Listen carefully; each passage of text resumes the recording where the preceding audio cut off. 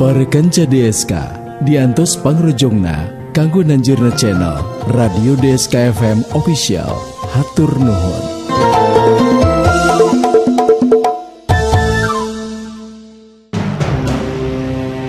Sirawi tanding bocah keling.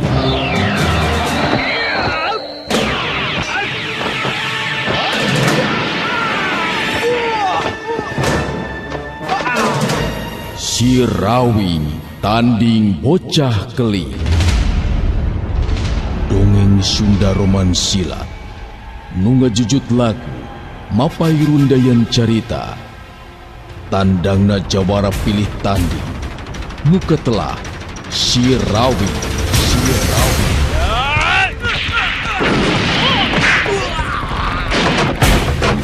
Sirawi tanding bocah keling. Lambaran lalakuan kahirupan jawara kakoncara nu tandang makalangan taya karingan. Numpes kejahatan nanjirkeun bebeneran demi katengtreman katingtreman balarea.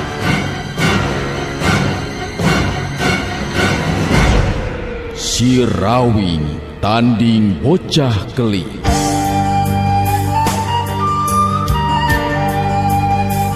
RMG Network midangkeun serial dongeng Sunda Sirawi tanding bocah keling. Lamping pasir nolong kawin kaya jalan bisa disorang gunungna ngajegir tepati luhur manuk mapang caangna berang. Sirawi tanding bocah keling. Naskah Yasana Yat-Er, panutur catur Mang Inoy, pangreka sora Dery Sanjaya, pangreka musik Rendika MG, pangjejer gawe Dewi Miranti, produser ajang Gita Noviana, produksi RMG Record. Langit mimiti kibar kaangna taya mega ngahalangan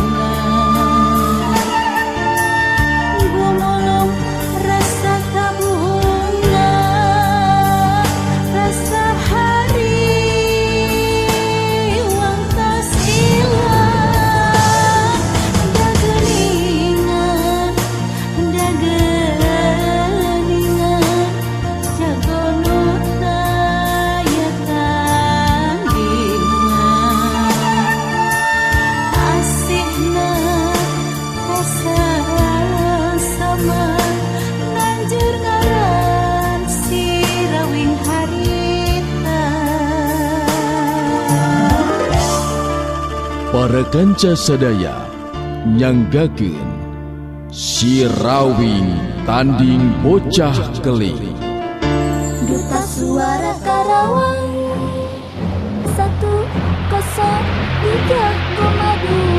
FM. Gempar ngegeter hatena, manehna kudu ngaku dina hatena yen ieu bocah teh memang luar biasa. Tadi waktu luncat tina tonjolan batu karang nyamperkeun kadinya, gerakanana kacida cepetna. Malah Gempar sorangan tacan tangtu bisa ngalakukeun gerakan seperti itu. Dina waktu anu ngan sarenghapan si keling geus tepi kadinya teu beda ti anu bisa ngalayang hiber. Ningali Gempar masih keneh cicing ngan ukur ngawaskeun ka si keling.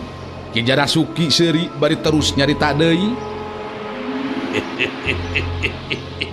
Sok kainya Gempar, lain ngan ukur di pelong wungkul deuleu euy.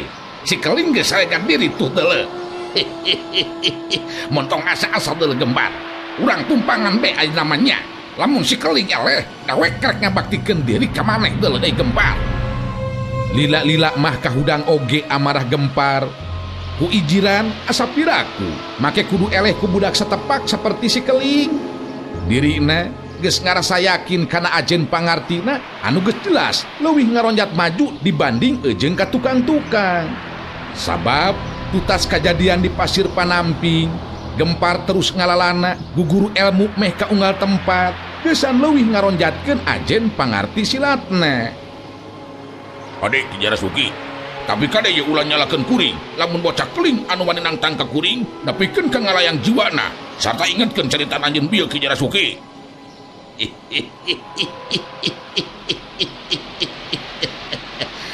Dewek moal luncalincit deuleu euy Gempar, ilaing bisa ngelekkeun si keling. Mangka dewek bakal ngebaktikeun diri ka si lain. Sok maju. Maju. Si keling geus pasang tuh tingali. Ki Jarasuki ngareret kalebah si keling anu geus aya di tempat anu lega bari mencerong ka Gempar. Mulukannya tuai, uing geus kasarya, hayang gelut deui lah. Kades ya, kaum malawang ai, bisi mana cilaka. Dakenak cek si Aki, ulang teh dulurnya. Gelutnya nonyanya ai. Gempar maju lempang salengkah-salengka, bari hatena ngegermet gebes lila-lila mah ningali kaayaan sifat si keling seperti itu. Aram jada, edan ge budak teh teu beunang di dalam beungeut sia, aya ngarasan tenggelan aing beureunan. Di podaran bocah ki patut mah, kuriak unghang calutak ka diri aing.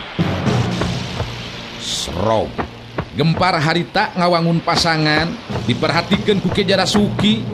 Jelas jurus pasangan anu dilakukan ku Gempar memang beda ejeng jurus anu teu heula-heula anu sok digunakeun. Leuwih ngeusi jeung leuwih kekep pasanganana.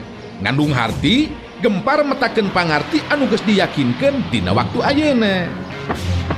Ningali Gempar geus ngawangun pasangan, si keling geus teu miceun deui waktu dina waktu harita langsung maju narajang.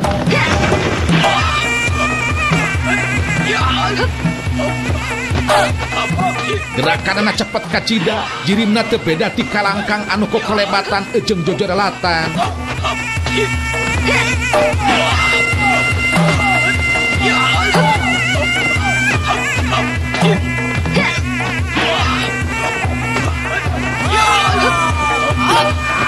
Bokah Gempar geus teu bisa nganggap enteng ayeuna mah. Naon rupa anu kacangking ku dirina diketrukeun pikeun ngimbangan daya panarajang si keling anu ngadatangkeun atawa nebarkeun hawa sakti dina mangsana maju narajang.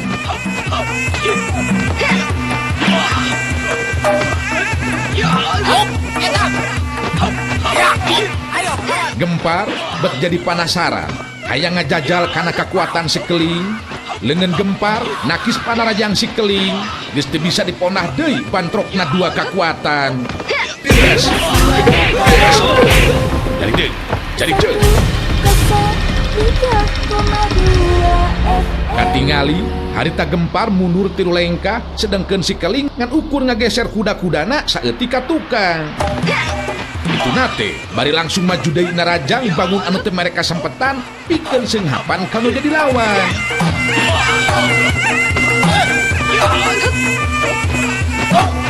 Mebae Gempar kabeunangan kuruntuyan tenggelan ejeng tajongan si keling lamun henteu buru-buru ngajorlat luncat ke belah katuhu. Edan, mete percaya diri aing, bocah keling bisa ngelakukan gerakan anu seperti itu. Bieu aing meh bae kebeunangan ku panarajangna. Bila aku aing make kudu eleh ku si bocah keling, bet naon hartina aing tahun-tahun nambahan ilmu.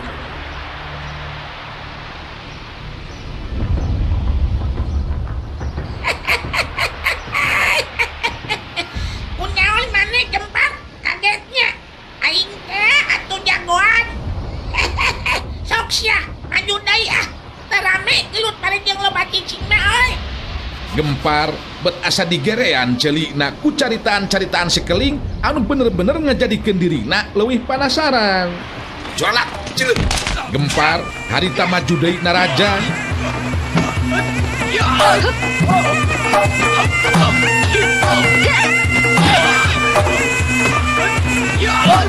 Sapasang leungeun jeung suku anu dieusi ku geter tanaga lapisan harita ngalakukeun gerak panarajang anu murung sarta nutup ruang gerak nasi keling.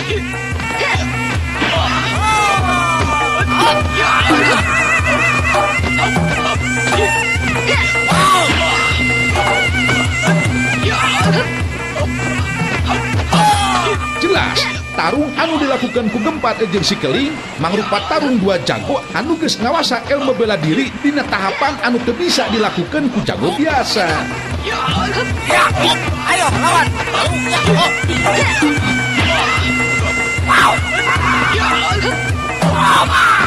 Tapi si Keling bener-bener hebat. Lain baik mampu nyingkahan panarajang Gempar, tapi leuwih na teh eta malah jadi malik narajang ngarah kana bagian anggota badan anu lemah.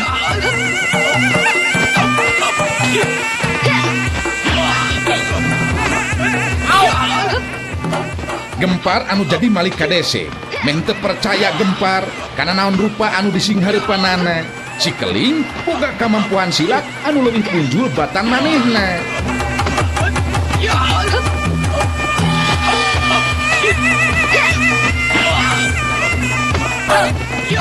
Gempar nyobaan ngabendung daya panarajang si Keling, bantrokan kekuatan geus teu bisa disingkahan deui. Lain ngan ukur ngadalig deui, tapi Gempar ngabangkil mundur katukan. Karasa ku Gempar aya hawa panas anu nyaksrak ngaraksuk kana sakujur awakna. Leungeun anu bieu bantrok oge karasa linu ejeng panas lir anu diduru. Yan, asa mimpi aing mah. Si Keling bisa ngelakukan gerakan anu pamohalan bisa dilakukan ku jago biasa.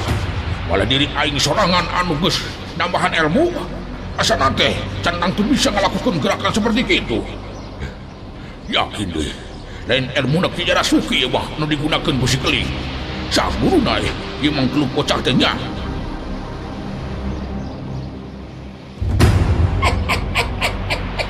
Unaon ulang deui euy. Pasti maneh kagetnya.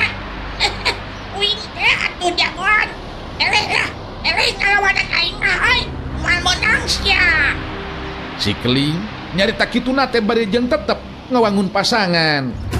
Ningali keayaan seperti kitu, katingali Ki Jarasuki ngalenggak seuri bari terus nyarita ka Gempar.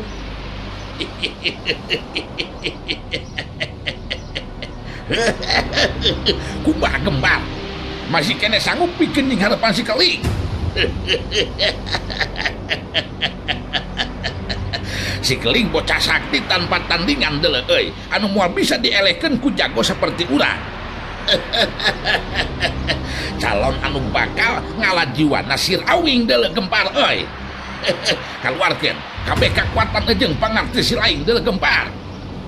Gempar henteu nembalan naon-naon, paneuteupeuna dipuseurkeun ka si Keling, hatena beuki panasaran. Bet asa piraku kudu eleh ku si bocah Keling ceuk pikirna. Sabab ti sabrang praklunta ngaloloskeun diri ti pasir Panampi. Geus 4 guru anu diteuleman elmuna, nu kawilang ilmu-ilmu silat anu lain hanap-hanap ajen pangartina. Rakak. Kadenge sorak urat-urat leungeun ejeng tulang leungeun Gempar anu disarada waktu ngawangun deui pasangan. Jelas Gempar museurkeun tanaga lapisan sapinuhna. Duta Suara Karawang 103,2. Ningali kaayaan Gempar sarupa kitu, si Keling bangun anu waspada kana kaayaan. Katingali harita ngalakukeun jurus pasangan anu kawilang aneh. Kuda-kudana semu anu meyeke, awakna semu anu bongko, sirahna malik ka belah kenca, leungeun katuhuna murengkel katukan. Sedangkeun leungeun anu kenca aya dina luhureun tarangna siga anu serap ningali panon poe. Ningali pasangan eta jurus, Ki Jarasuki harita ngegero ditujukeun ka Gempar. Hati-hati Gempar. Si Keling geus ngawangun pasangan jurus cariji sakti deuleu euy. Labo-labo leungeun si Keling leuwih hebat batan pakarang deuleu sia. Jaga diri masing taliti deuleu Gempar. Gempar ngan ukur ngareret sakedeung ka Ki Jarasuki. Geus kitu mah harita terus maju narajang.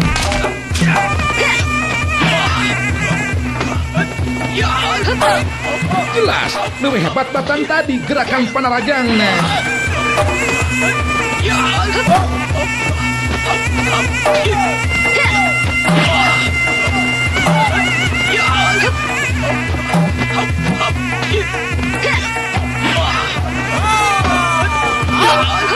Tapi si Keling bener-bener ngabuktikeun kamampuan jurus janji sakti. Jirimna jojor elatang lebih cepat batan tadi.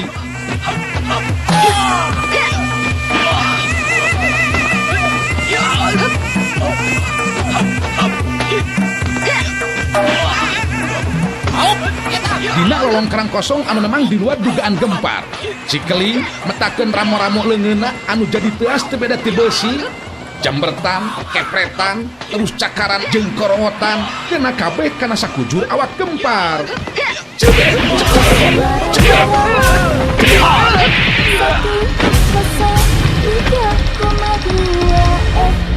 Gempar ngagero bari ngabangkieng mundur ka tukang. Sanajan ngan ukur ramo-ramo leungeun anu meta, tapi tapakna waktu ditinggali ku Gempar mata kaget, pupu jadi geuneuh semututung. Gempar ngesang beungeut jeung awakna, bener-bener era anu lain di kieuna. Sabab tetela dirina bener-bener eleh wesen ku si Keling, budak satepak anu geus jadi hiji bocah sakti, nu nyangking ilmu nu kawilang tacan tangtu kapimilik ku jago anu geus loba pangalaman. Coramat, cileun. Ki Jarasuki terus ngahlangan Gempar, nying hareup ka si Keling anu geus rek maju deui ku panarajangna. Aden Gempar, alan, mangga cukup nepikeun ka dieu heula we deuleu Keling. Dewek mental si lain, henteu kudu ti narajang maju sia deuleu euy Keling. Dulu urang si Gempar geus ngaku eleh deuleu. Bener henteu Gempar, atawa rek diteruskeun nepikeun kaayaan nu rubuh ngalayang jiwa deuleu. Gempar ngarti sarta sadar kana kaayaan, sabab sakabeh kamampuhan dirina geus diketrukeun, tapi daya nu bisa ngimbangan kana daya panarajangna si Keling. Hebat. Memang benar-benar tidak bisa dipercaya Ki Jarasuki. Si Keling benar-benar bocah sakti. Kuring rumah sakit jadi pangarti. Saya budak desa bener Ki.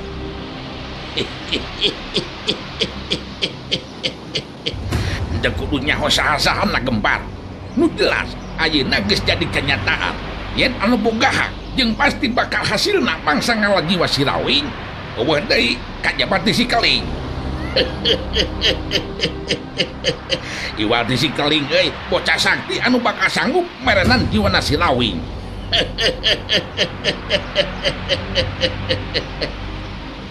Si Keling geus teu pasang deui jurus ayeuna mah, terus ningali ka Gempar bari nyarita. Jadi mana geus elehnya kuwi ngaku ah? Nyatenan naon ari geus ngaku eleh mah? Nu penting mun hayang ngelehkeun uwi, kudu bisa heurang ngelehkeun omak jeung batu karang sia. Sabab eta sakabeh balat uwi tara euy.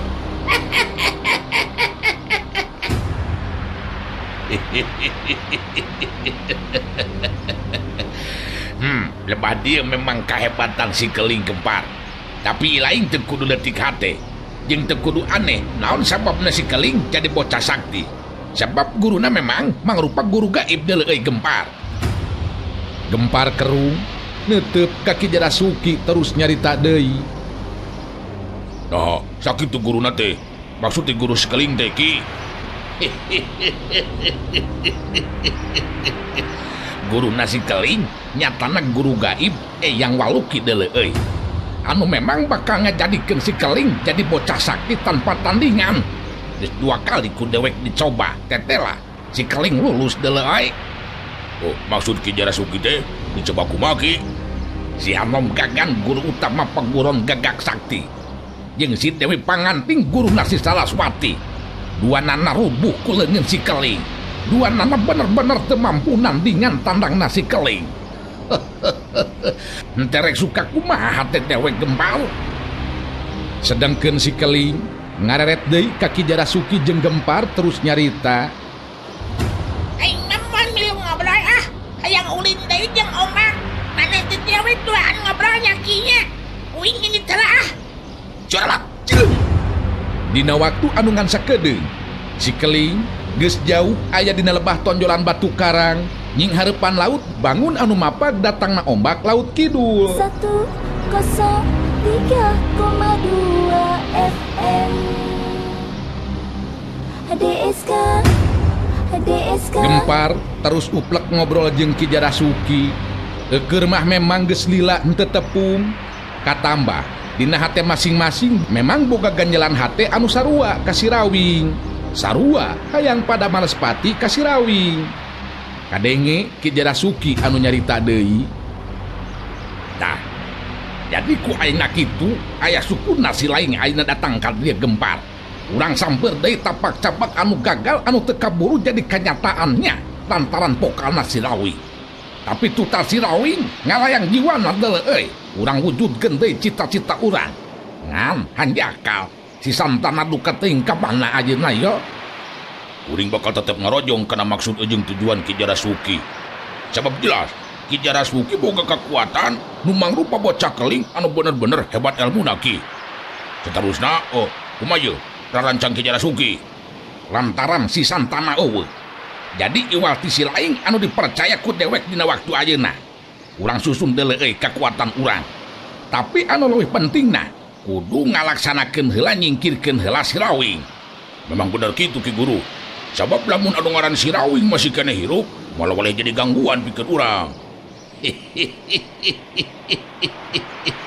Bener gitu Gempar. Nu matak engke penting dewek krek nyoba deui ka Sekeling sakali deui nya. Jago nu bakal diarahna ayeuna jelas lain jago atah-atah pangartina. Di lain tangtu masih keneh inget euy ka si Darmaji nya. Waduh, berat atuh eta mah Ki. Ari cekuring mah ulah wakasina tarung jeung si Darmaji. Manehna nyangking ilmu jeung geuring salah kaki. Bisa-bisa Sekeling anu binasa ku leungeunna si Darmaji. Gempar, sanajan nya kudu ngaku kana kehebatan bocah keling, tapi masih keneh cangcaya lamun Sekeling bakal mampu ngelehkeun Darmaji. Ki Jarasuki ngalenggak seuri, bangun anu yakin pisan yen si Keling baris mampu ngalaksanakeun segala rupa parentahna.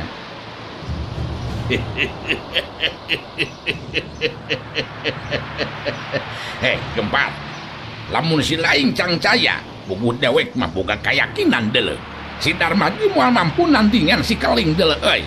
Bandungan lalajuan engke penting deuleu ku si lainnya. Nya, tapi si Darmaji tangtu be lain jago anu satata jeung urang Ki. Iwal ti si Rawing anu kungsi bisa nandingan pangartina. Jadi kadeu kudu asak hitungan Ki. Bisi hayo ke si Keling anu pae.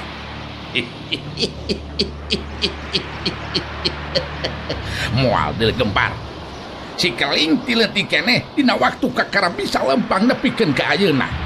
Sakujur awakna teu boleh dibalur ku minyak kawadukan. Bandungan ku ilaing katingali meureunnan si Keling sanajan dibabuk sakumaha kuatna. Wah karasaeun naon-naon awakna wedug deuleu ai.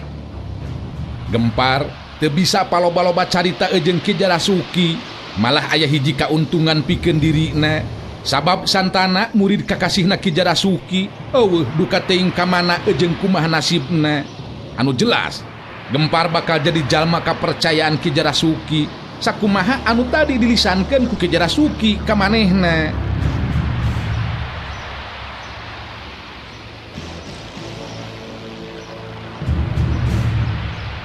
Dua nana terus guntreng ngobrol. Ki Jarasuki nerangkeun ngeunaan rarancang jeung lengkah hirup anu saterusna. Nu keukeuh hayang neruskeun tapak cabakna anu ancur gagal di tengah jalan lantaran tindakan si Rawing.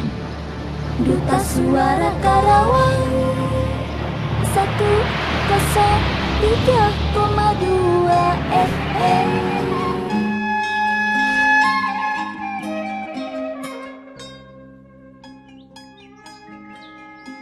Caturkeun dina poe harita Darmaji jeung Kartika keur ngobrol jeung si Rawing anu kakara pisan beres ngalatih anakna nu lalaki. Sakumaha pamentana Darmaji teh waktu datang ngahaja nepungan si Rawing. Kartika anu harita kadenge keur cumarita, kumaha kinten-kintenna budak abdi teh aya bakat geus saneuleman ilmu silat Ayi Rawing. Nya ayi be aya namanya nyebut teh da katalian ku Kang Darmaji. Nya nyebut nama lah naon be atuh asal ulah nyebut abah sabab acan incuan yo. Ari ningali dina sumanget nama jeung kadaekna budak teh gede pisan bakatna ceuk dengan ayahan jakalna ieu teh yo. Darmaji neuteup ka si Rawing bari terus nanya, nanaon hanjakalna teh Rawing? Bet hayang nyaho akang oge. Lamun teh mah budak akang aya kakuranganana. hanya karena teh rada eraan budak teh Kang. Jadi ku era mah jadi teu loba tatanya. Sedangkan ari kangaranan diajar mah lamun era tatanya teh sok lila bisa na. Nu matak budak mah kudu diwarah teh wanter Kang. Bejakeun be ka Mang Rawing teh kitu lain batur. Kitu tah ceuk Kang. Lamun si Rawing geus ngomong kitu, Kartika jeung Darmaji teu oleh saleuri bae. Da puguh taya anu robah atuh kaayaan si Rawing, tetep be teu beda jeung keur waktu masih keneh bujangan. Kartika seri leutik bari terus nyarita. Karyana anak abdi memang dusun Kang Rawing. Maklum, arang langkah keluar urin cara budak sejen Kang. Tapi sugan be engke manya, ku cecerek di omongan. Upama tepung deui jeung Mang Rawing, ulah eraan kitu. Kumo Mang Rawing mah resep eueuy apanan. Aduh. Nah, ieu mah ari ayi. Ayi. Sok inget ka anak sorangan anu cikal ieu teh dudu kateuing kumaha nasibna dina waktu ayeuna ye. Lamun aya teh meureunnan, meh rek sapantar be nya jeung karyana. Tapi tara dipikiran. Nya geus kitu buktina arek kumaha deui. Bener teu Kang Darmaji? Darmaji ungeuk bari ngawalon. Memang kitu Jirawi. Tapi sanajan bari jeung kitu, upama memang engke dikarsakeun tepung lawung deui mah Jirawing, kudu ngeresakeunana. Piraku teu riung mungpulung ye. Darmaji ngupahan hate si Rawing ti dituna mah. Kartika milu mairan deui caritaan ditujukeun ka si Rawing. Ece oge sok milu prihatin. Ari ningali kaayaan Ayu Saraswati. Upama hiji waktu ngageuri ngeunaan kejadian waktu ka tukang. Ngan mudah-mudahan be atunya engke jaga kaharep mah bisa riung mungpulung deui. Nu matak sugan be ku cara Ayu Rawing ngawarah anak cece nyatana karyana. Saeutik gedena bisa ngubaran hate Rawing. Nu matak ulah kapalang Rawing dinamikanya anak cece-nya. Ari kuring mah muarek ngoretkeun pangarti ceuk Kang Darmaji.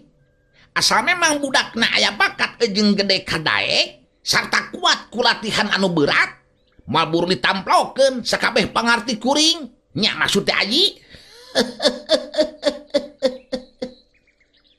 Ngan ari akang mah ieu teh ku ngarasa kaget ye Rawing. Sabab ayeuna tiap-tiap lemur loba anu nyebutkeun ngeunaan bocah sakti anu pada nyebut si bocah keling. Eta teh kumaha ye Rawing?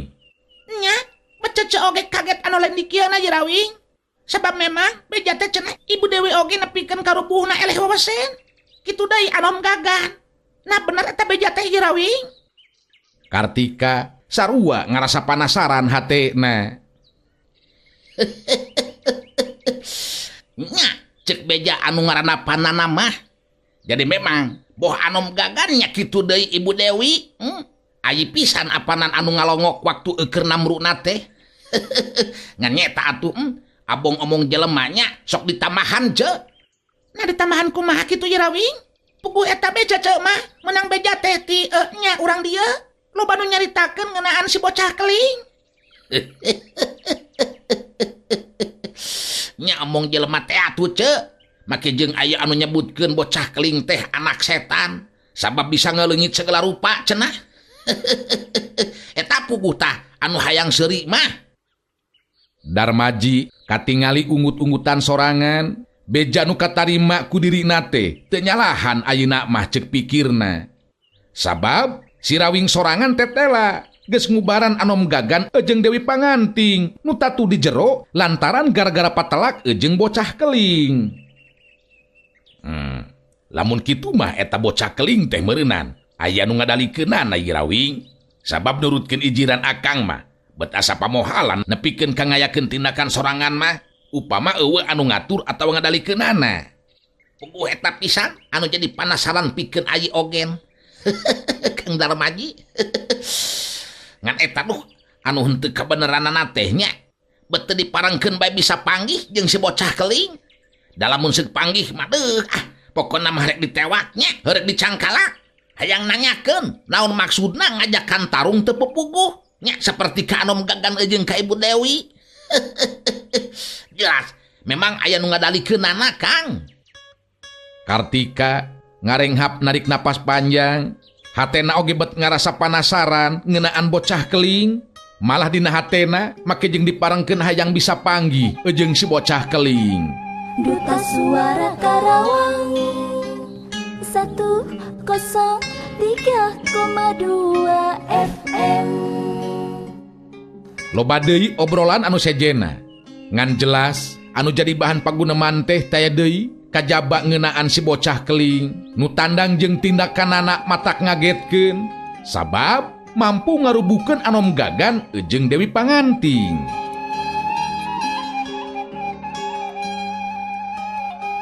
Nyedek kawan Cisore, harita si Rawing terus pamitan.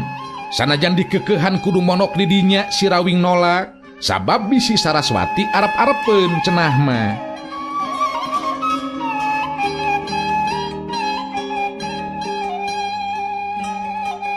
Bareng ejeng surupna panon poe kabelah kulon, disusul ku sinar layung anu saliwatan.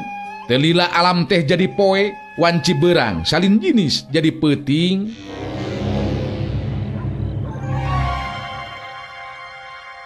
Sora papaes peuting geus kadenge marangan pangeusi alam. Pangpang namah pangeusi pilemuran geusan leureuh tina kacapena tutas ngalaksanakeun pancen gawena masing-masing. Caturkeun di tempatna Ki Jarasuki.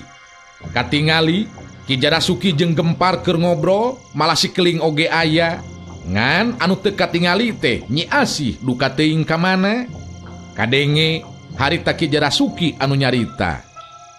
Indung maneh bener-bener belagu keling. Teu beunang dipikanya ah. Bila kadar dewek ngambak saeutik, terus puntung duka teuing ka mana mantogna. Bener-bener gejul indung maneh keling. Ki Jarasuki ambek-ambekan sabab Nyi Asih ini tanpa pamit duka teuing terus ka mana. Si keling katingali neuteup ka Ki Jarasuki, teteupan anu upama nembus kana jantung. Ki Jarasuki sorangan ngarasa serap ku eta teteupan. Maneh tong ngomong ka mana bae ai? Geus puguh indung uing teh ini. Maneh mah kalak ngambek. Maneh teh ngajak ribut, ngajak pasea ka uing Ki. Gempar jadi hayang seuri ningali Ki Jarasuki anu terus ngerecem, bangun anu sieun ningali si keling mun cereng. Lain kitu keling. Ari dewek memang karunyakeun rek ka mana coba make jeung ini sagala rupa. Montong mun cereng deuleu keling, indung maneh engke oge balik deui geranya sabab karunyaeun ka maneh euy. Bisi we maneh terus nyambek ka si Ma. Teu ngeunang ngadengena kana jadina euy. Bener ke Gempar? Si keling ngareret ke Gempar nyari tanah kawas jeung sasama. Duta Suara Karawang 103,2 FM.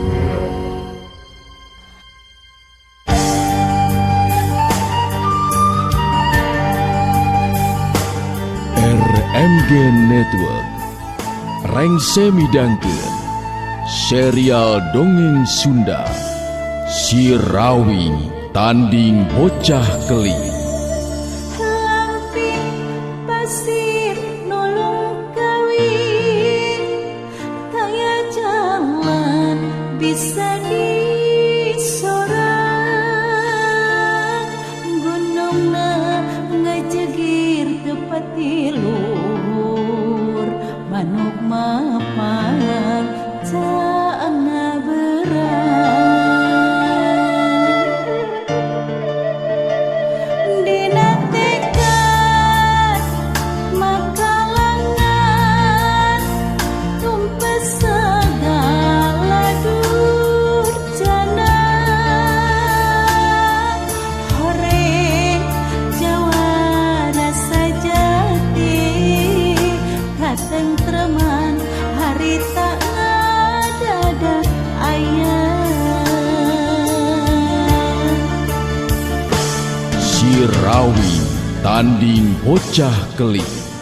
Naskah Yasana Yat R, Panutur Catur Mang Inoy, Pangreka Sora Dery Sanjaya, Pangreka Musik Rendika MG, Pangjejer gawe Dewi Miranti, produser Ajang Gita Noviana, produksi RMG Record. Langit mimiti kibar caangan taya mega ngahalangan gumulung rasa kabunga rasa hari wang tasilang dagelingan jagono taya tandingan asihna sama nanjur ngaran si rawing harita.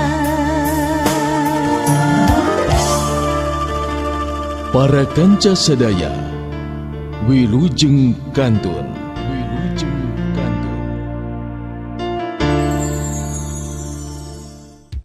Duta suara